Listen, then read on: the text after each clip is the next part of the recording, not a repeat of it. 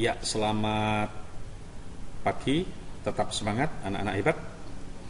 Pada kesempatan hari ini kita akan melanjutkan materi bab 2 tentang sistem dan dinamika demokrasi Pancasila, sub bab A tentang hakikat demokrasi.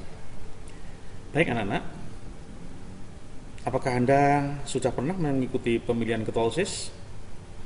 Jika Anda pernah mengikuti pemilihan ketua OSIS, berarti anak-anak sudah belajar berdemokrasi. Anak-anak, Anda berhak memberikan suara kepada calon yang dinilai memiliki visi dan misi yang bagus yang disampaikan melalui pidato kampanye. Sudah seharusnya anak-anak Anda mempergunakan hak pilih dengan baik, karena pelaksanaan demokrasi di sekolah merupakan bagian dari amanat undang-undang. Dalam pasal 43 Undang-Undang Nomor 39 Tahun 1999 tentang hak asasi manusia disebutkan bahwa setiap warga negara berhak dipilih dan memilih dalam pemilu. Pemilu yang demokratis menjadi salah satu prinsip demokrasi secara universal, karena pemilu menjadi sarana pengembangan budaya demokrasi yang diselenggarakan untuk mewujudkan gagasan kedaulatan rakyat. Baik anak hebat, pada kesempatan ini kita akan membicarakan tentang kompetensi dasar hakikat demokrasi, subbab A tentang hakikat demokrasi. Anak-anak bisa membaca tentang kompetensi dasar yang ada dalam slide ini. Anak-anak, materi yang kita pelajari pada kesempatan bab 2 subbab A tentang hakikat demokrasi, yang pertama adalah makna demokrasi, kemudian di sana nanti ada ciri-ciri demokrasi, kemudian yang ketiga ada klasifikasi atau penggolongan demokrasi, kemudian yang keempat ada prinsip-prinsip demokrasi, dan nanti yang terakhir ada kegiatan tentang uji kompetensi 1 KD 2 atau bab 2. Baik anak hebat, lanjut kita menuju pada makna demokrasi. Secara etimologis, demokrasi berasal dari bahasa Yunani, yaitu demos dan kratos atau kratein. Demos artinya rakyat, sedangkan kratos atau kratein artinya kekuasaan atau kedaulatan, sehingga dapat diartikan bahwa demokrasi adalah kekuasaan yang berada di tangan rakyat atau pemerintahan dari, oleh, dan untuk rakyat. Abraham Lincoln menyampaikan tentang makna demokrasi. Demokrasi adalah pemerintahan dari rakyat, oleh rakyat, dan untuk rakyat. Government of the people, by the people, and for the people. Ini menurut pendapat Abraham Lincoln. Apa yang dimaksud dengan pemerintahan dari rakyat, anak-anak? Pemerintahan dari rakyat adalah pemerintah suatu negara yang mendapat mandat dari rakyat untuk apa? Untuk menyelenggarakan pemerintahan. Kemudian pemerintahan oleh rakyat dan pemerintahan untuk rakyat. Pemerintahan oleh rakyat, negara itu dijalankan oleh rakyat. Dalam prakteknya anak-anak, pemerintahan dijalankan oleh pemerintah, tetapi orang-orang dalam pemerintahan tersebut telah dipilih dan mendapat mandat dari rakyat. Kemudian pemerintahan untuk rakyat adalah pemerintahan yang menghasilkan dan menjalankan kebijakan-kebijakan yang diarahkan untuk kepentingan dan kesejahteraan rakyat.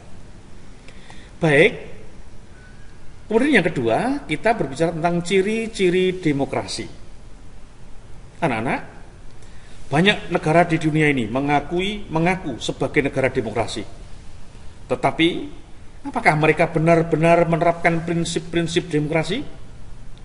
Berikut beberapa ciri yang menandakan berlakunya sistem demokrasi dalam sebuah negara. Yang pertama, anak-anak, negara itu atau adanya pembatasan terhadap tindakan pemerintah untuk memberikan perlindungan bagi individu dan kelompok, serta terdapat pergantian pimpinan secara berkala, tertib, dan damai. Itu ciri suatu negara yang menganut asas demokrasi. Kemudian yang kedua, anak ibadah, berbagai prasarana pendapat umum, yaitu ada pers, televisi, radio, mungkin ada media sosial, diberi kesempatan untuk mencari berita secara bebas dalam merumuskan pendapat mereka. Dan yang ketiga, yang tidak kalah pentingnya, adanya sikap menghargai hak-hak minoritas dan perseorangan, lebih mengutamakan musyawarah dalam menyelesaikan suatu masalah, serta adanya sikap menerima legitimasi dari sistem pemerintahan. Anak ibad, Henry B. Mayo dalam bukunya yang berjudul Introduction to Democracy Theory menyebutkan bahwa ciri-ciri suatu negara demokrasi adalah yang pertama, menyelesaikan perselisihan secara damai dan melembaga. Yang kedua, menjamin terselenggaranya perubahan masyarakat secara damai. Berikutnya, menyelenggarakan pergantian pimpinan secara teratur, tadi sama ciri-ciri negara demokrasi secara umum. Yang keempat, membatasi penggunaan kekerasan seminimal mungkin. Yang kelima, mengakui dan menganggap wajar adanya keanekaragaman dalam masyarakat, kebinekaan yang ada dalam masyarakat. Dan yang terakhir, menjamin tegaknya keadilan. Anak ibad, sementara berdasarkan hasil konferensi International Courts of Justice di Bangkok, jadi para ahli hukum merumuskan bahwa suatu pemerintah negara yang mengenal paham demokrasi mempunyai ciri-ciri sebagai berikut. Yang pertama, melindungi dan menjamin hak-hak warga negara. Yang kedua, mempunyai wakil rakyat yang representatif. Kemudian yang ketiga, adanya wakil-wakil rakyat dalam Dewan Perwakilan Rakyat, di mana Dewan Perwakilan Rakyat itu dipilih oleh rakyat melalui pemilihan umum harus secara demokratis. Dan yang keempat, adanya pendidikan kewarganegaraan atau civics education. Kemudian yang kelima, masa jabatan pemegang pemerintahan dibatasi oleh periode tertentu. Baik anak ibad, yang ketiga, setelah kita berbicara tentang ciri-ciri demokrasi dan makna demokrasi, klasifikasi atau penggolongan demokrasi. Anak-anak, kita kenal siapa ini? Ini adalah Presiden Amerika Serikat yang bernama Abraham Lincoln. Ya, pengklasifikasian demokrasi dapat kita lihat dari berbagai sudut pandang, antara lain sebagai berikut. Yang pertama, dilihat dari cara penyaluran kehendak rakyat. Yang kedua, ditinjau dari dasar atau paham ideologi yang dianut sebuah negara itu menganut ideologi apa. Kemudian yang ketiga, dilihat dari perkembangan faham. Kemudian yang keempat, itu dilihat dari titik perhatian atau tujuan.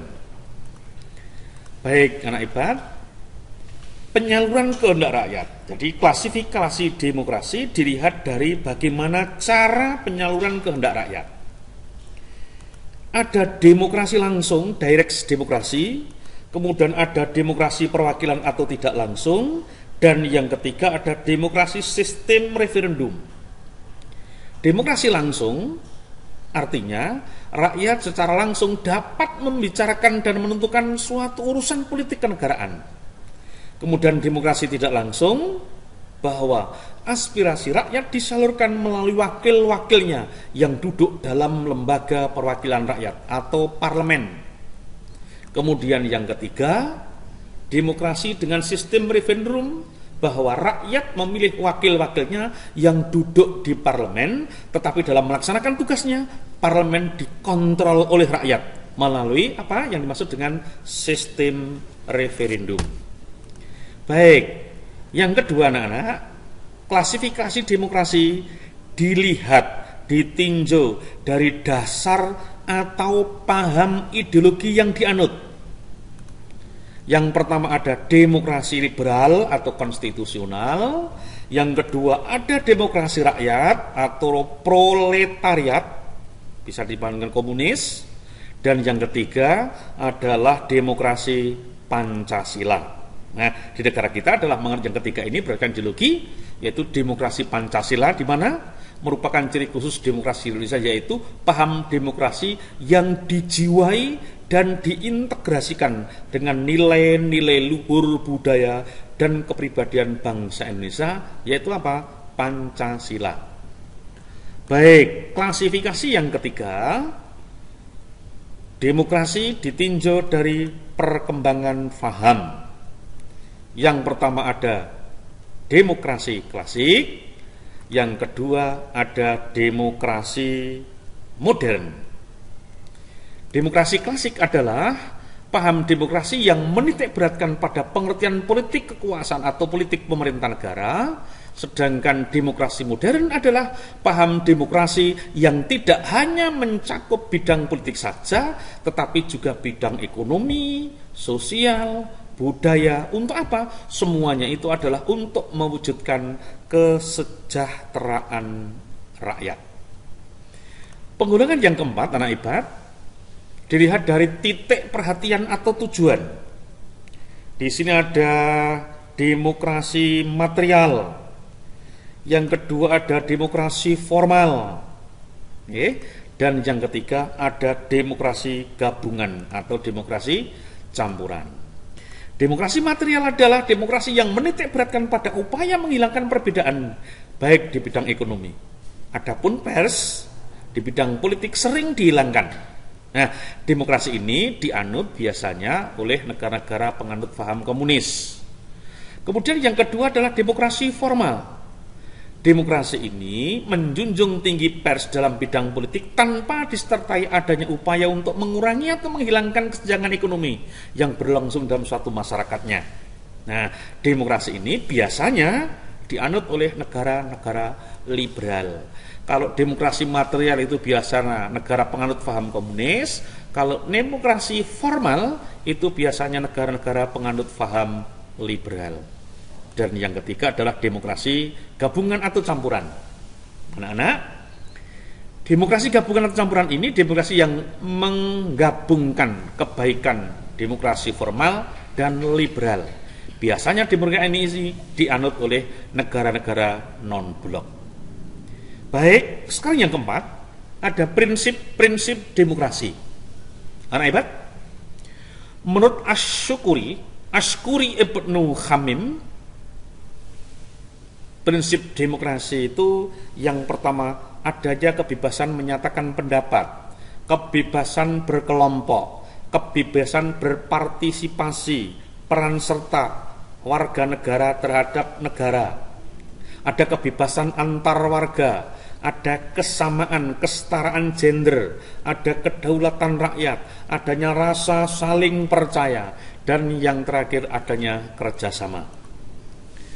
Kemudian menurut Robert Addahl, prinsip-prinsip demokrasi yang pertama kontrol atas keputusan pemerintah, yang kedua pemilihan yang teliti dan jujur, hak memilih dan dipilih, kebebasan menyatakan pendapat tanpa adanya ancaman-ancaman, tanpa adanya intimidasi, yang kelima kebebasan mengakses informasi, dan yang terakhir adalah kebebasan berserikat. Adapun prinsip demokrasi yang bersifat umum, universal, secara menyeluruh, anak ibarat, satu adanya pembagian kekuasaan. Adanya pembagian kekuasaan ini anak-anak, dengan adanya pembagian kekuasaan bagi tiap-tiap lembaga negara, diharapkan dapat mencegah kesewenang-wenangan dari penguasa. Yang kedua, pemerintahan konstitusional. Jadi konstitusi dijadikan landasan bagi penyelenggaraan pemerintahan. Hal tersebut dimaksudkan agar pemerintah tidak menjalankan kekuasaannya secara tak terbatas. Baik, prinsip yang ketiga, prinsip negara hukum, rule of law. Negara hukum mengandung arti bahwa setiap perbuatan atau perilaku warga negara didasarkan atau terikat pada hukum. Nah, ini terikat pada hukum. Jadi unsur-unsur negara hukum itu adalah ada supremasi hukum, hanya kedudukan yang sama, adanya terjadinya, ada terjaminnya hak-hak manusia oleh undang-undang. Kemudian prinsip yang keempat, prinsip mayoritas. Maksudnya anak-anak hebat, prinsip mayoritas itu merupakan pengambilan keputusan oleh badan perwakilan rakyat yang dilakukan oleh secara kompromi, kesepakatan, musyawarah. Jadi pemerintahan mayoritas merupakan pemerintahan yang mendapat persetujuan dari masyarakat mayoritas. Kemudian yang kelima, ini pemerintahan dengan diskusi. Hal ini mengandung arti bahwa segala sesuatu yang dilakukan pemerintah harus merupakan hasil kesepakatan bersama atau mencerminkan aspirasi atau kehendak rakyat. Berikutnya, pemilu yang demokratis. Baik. Pemilu yang demokratis dalam negara demokrasi dijalankan pemilu yang kompetitif. Nah, nanti anak-anak bisa baca di dalam buku paket, ciri-ciri pemilu yang kompetitif itu seperti apa. Misalnya salah satu diantaranya adalah adanya pengakuan terhadap hak pilih universal. Artinya apa? Semua warga negara diberi hak untuk memilih dan dipilih dalam pemilihan umum. Nah, misalnya begitu. Kemudian adanya sistem dwi-partai atau multi-partai. Partai dalam suatu negara itu terdiri dari 2 partai politik atau lebih, multi-partai atau banyak partai. Di negara Indonesia ini terdiri dari banyak partai. Di negara demokrasi menerapkan sistem dwi-partai, multi-partai. Karena apa? Dengan jumlah partai yang lebih dari 1 akan dapat menampung aspirasi rakyat. Sebaliknya anak-anak, jika hanya menerapkan sistem 1 partai, aspirasi atau kehendak rakyat akan serasa dibatasi sehingga sulit untuk maju, sulit untuk berkembang. Kemudian yang berikutnya adalah manajemen terbuka, ada pers yang bebas, pengakuan terhadap hak-hak minoritas, ada jaminan akan hak asasi manusia, peradilan yang bebas dan tidak memihak, ada lagi pengawasan terhadap administrasi negara, mekanisme politik yang berubah antara kehidupan politik masyarakat dan kehidupan politik pemerintah. Ada kebijakan negara dibuat oleh badan perwakilan politik tanpa paksaan di badan lain. Ada penempatan pejabat-pejabat dalam pemerintahan dengan merit system, bukan spoil system. Ya. Yang berikutnya penyelesaian perpecahan secara damai atau secara kompromi, jaminan terhadap kebebasan individu, kemudian konstitusi atau undang-undang dasar yang demokratis, dan yang terakhir adanya konsensus atau persetujuan. Baik anak hebat, yang terakhir tiba saatnya kita menuju materi yang kelima tentang uji kompetensi. Ada 5 soal. Pertama, uraikan mengenai pengakuan akan hak-hak asasi manusia dalam negara demokrasi. Yang kedua, identifikasikan ciri-ciri yang menandai berlakunya sistem demokrasi dalam sebuah negara. Kemudian yang ketiga, pers yang bebas menjadi salah satu prinsip demokrasi yang bersifat universal. Buatlah analisis mengenai pers yang bebas. Kemudian yang keempat, anak hebat, analisislah tujuan pembagian kekuasaan bagi tiap-tiap lembaga negara. Dan yang kelima, kemukakan bahwa adanya badan peradilan menjadi salah satu upaya penegakan hukum. Baik, Pak Guru mencoba untuk memberikan jawaban. Misalnya salah satu yang pertama, dalam demokrasi anak-anak pengakuan akan hak-hak asasi manusia mutlak harus ada. Setiap warga negara terlahir dengan hak asasi yang melekat pada diri mereka. Oleh karena itu, pemerintah harus melindungi serta menegakkan hak asasi tersebut, yaitu dengan mencantumkannya dalam suatu peraturan yang resmi, undang-undang, dan disertai sanksi tegas bagi para pelanggarnya. Yang kedua, anak ibadah, ciri-ciri yang menandai berlakunya sistem demokrasi dalam sebuah negara adalah sebagai berikut. Yang pertama, adanya pembatasan terhadap tindakan pemerintah untuk memberikan perlindungan bagi individu dan kelompok, serta terdapat pergantian pimpinan secara berkala, tertib, dan damai. Yang kedua, berbagai prasarana pendapat umum yaitu pers, ada televisi, radio, diberi kesempatan untuk mencari berita secara bebas dalam merumuskan pendapat mereka. Dan yang ketiga, adanya sikap menghargai hak-hak minoritas dan perseorangan, lebih mengutamakan musyawarah dalam menyelesaikan masalah, dan adanya sikap menerima legitimasi dari sistem pemerintahan. Ini salah satu contoh jawaban nomor 1 dan nomor 2. Nanti anak-anak bisa menuliskan, membaca sendiri nomor 3, 4, dan 5. Terima kasih anak ibadah, kita telah bergabung bersama-sama belajar tentang demokrasi, hakikat demokrasi. Semoga pelajaran hari ini bermanfaat. Terima kasih atas perhatiannya, mohon maaf atas segala kekurangannya, dan tetap semangat.